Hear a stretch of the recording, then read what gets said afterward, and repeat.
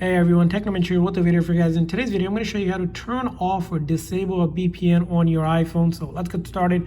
Now, in order to do that, first thing is you're going to go into your settings here. From your main settings here, you can also see VPN setting here. But if you don't see that, you can also go into General and then VPN and Device Management, which is the same menu there. Click on VPN. Now, if you already are using VPN, it's connected or already turned on and you're disable it, you can just simply click on that toggle where it says not connected any longer. Your VPN will be turned off and disabled, and then you can always come back later to enable or turn it back on. So that's how you turn off or disable VPN. Once you do that, you should see here there should say no VPN. That means you successfully turned it off. It should not be connected, and if you want to connect again, you can just click on that and turn on the VPN. So that's the toggle to turn on and off your VPN setting on your iPhone.